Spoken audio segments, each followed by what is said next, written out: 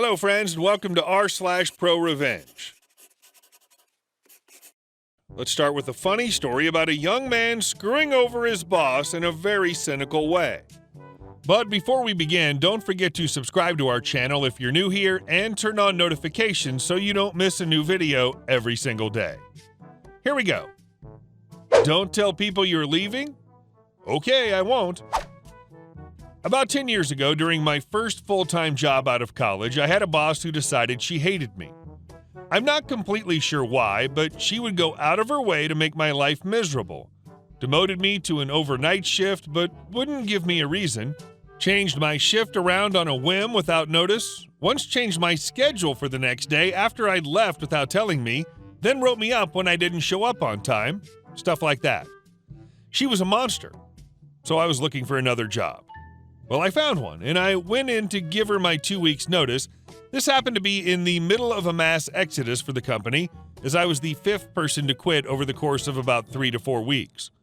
Morale was very low, and whenever anyone quit, she would buy pizza for everyone instead of addressing why the place was so miserable and people were leaving. After I gave my 2 weeks, she said, "Don't tell anyone you're leaving." So I said okay and walked out of her office and announced to all my coworkers, "Hey, guess what, everyone? You're all getting pizza." And they instantly knew what had happened. She was unhappy and I felt great. I served out the rest of my 2 weeks and she never spoke to me again. A single toxic person in management can cause a talent exodus that brings down a once flourishing company. And our second story. You only want me to work my hours? Bit of backstory. I was an employee who always turned up to work early as I hate being late and just got on with work as soon as I arrived, which was usually 30 minutes before my shift. Never took a lunch break, instead just eating at my desk and working as I was busy all the time. I would often stay late to get the day's work done, otherwise it snowballs into the following day and I can never catch up. I also did a lot of things for people that wasn't technically my job, but I often knew more about the query than the department that was supposed to deal with it. One day I was stuck in traffic due to an accident and called ahead to let them know I was going to be 5 to 10 minutes late. I got there about 5 minutes late and promptly got on with the already surmountable amount of work. Later that morning I was called into the manager's office and dressed down as I didn't come and apologize personally for being late. I explained that I called ahead and I'm always in early unless it's out of my control and never take a lunch break.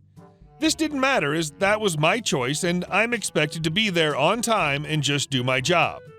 And that's exactly what I did. Anything that wasn't my job, I asked them to contact the relevant department as I couldn't help. I sat at my desk and didn't log on until my start time, took my lunch, and left on time. This caused a lot of issues as everyone knew to call me anytime during working hours for urgent things. Within a week, managers were having a go at me as they were having to take calls during their lunch, and I had made this issue as I was too helpful, and now I'm being petty because I got told off. I was looking for another job anyway, but this made me realize I was just a number to the company. I was made to take on a lot of extra work before this incident from my manager. I tried to protest the new workload as I knew the other department had downplayed how much work it actually was as I'd worked closely with them, but was told it wouldn't take too much extra time in my day and help out the other department as they were struggling. Notice the irony about being too helpful? Within a month, I had another job within the company and gleefully moved offices just as the handover of work started. Last I heard, there were 5 of them doing my old job, plus a supervisor. From a company where you were expected to be grateful of a 500-pound pay raise every other year, this must have been a huge dent in their budget. I don't get why people are so happy to work extra for free. If you work through your lunch break every day, you're literally working an extra month for free in a year, based on an 8-hour day plus 1 hour lunch. And our last story. Screw me out of my security deposit and throw a tantrum? Enjoy losing your gig with the city in foreclosure? About 5 to 6 years ago, I was desperate to get out of an abusive relationship with my ex. I found a decent apartment, didn't pay attention to the lease, stupid, but I was in a hurry, signed it and slapped down the deposits. 2 weeks later, my kiddo and I are happily installed. Now to give you a bit of background, I work in property management. I have for the last 4 years, but at the time I was just a medical records clerk. I knew nothing about the laws. The duration of my time in my little apartment went by without a hitch. My SO moved in about a year after I did, and there was no mention of him applying or anything else. The lease renewal came with his name and mine on it, so he was officially a tenant. Time comes to move out, and we give our notice. We'd planned to be out of the unit over the 4th of July weekend, and my landlord said it was no problem. He wouldn't charge me for the couple of days I was in there. He said not to worry too much about the carpet. It was old, and he was going to replace it anyway. Swell. I wasn't actually given a checklist of things to clean so that my security deposit wasn't ate up by charges, so I just used the one I give to my tenants. It's about 2 pages and pretty detailed. SO and I spent about 3 days cleaning the apartment after everything was out. We moved the stove and cleaned under it, replaced the burners, waxed the floor, cleaned the cement on the patio, the whole enchilada. Time for the final walkthrough, and I'm stuck at work and can't leave. SO says he'll go instead and meets the old landlord at the unit. The landlord brought along his wife, and they both look irritated. They mentioned how the carpets were filthy. SO said that we'd vacuumed, but we'd been explicitly told not to shampoo them since they were going to be replaced. I'd also vacuumed religiously during my lease due to allergies. Landlord said there were holes in the wall from nails. We'd made sure to use small nails and had filled them in with spackle, but it was possible that we'd missed a few. LL pointed out some scratches in the kitchen flooring. LL complained that we hadn't repainted even though we were told not to. Basically, he nitpicked over the entire unit for over an hour. LL left me a voicemail later that day saying that he was not only withholding my entire $600 security deposit, he'd be billing me for an extra $300. I was livid. He'd also gone ahead and decided to charge me for the 4 days I lived in the unit for the month of July. After several years of tenancy with no problems, I was getting a bill for $975? I don't think so, Scooter. So now that I was working in property management, I knew a scotch more about how the laws work, and I wasn't going down without a fight. I pulled out my lease and noticed 2 glaring mistakes. Number 1, LL didn't tell me where my security deposit was being held, and number 2, he didn't give me a move-in condition checklist. According to the law, without those, I was owed my entire security deposit back, and legally speaking, without the move-in checklist, the lease was null and void. Nor was he allowed to collect a security deposit from me. I sent him a very professional letter outlining how I had enjoyed my tenancy, but didn't feel the $975 in charges were correct. I included screenshots where he'd said not to worry about the carpet and rent. I outlined the specific statutes that he was in violation of and offered to call it a day if he agreed to have no balance owing from either party. Armed with the law, I expected him to take it and go. Nope, he doubled down. Not only was he not going to take it, he wanted me to pay an additional $50 to add my SO to the lease after the fact. He claimed to be exempt from the laws. I'd triple-checked, he wasn't. His voicemail was pretty nasty, but I'll give him credit for the inventive cursing.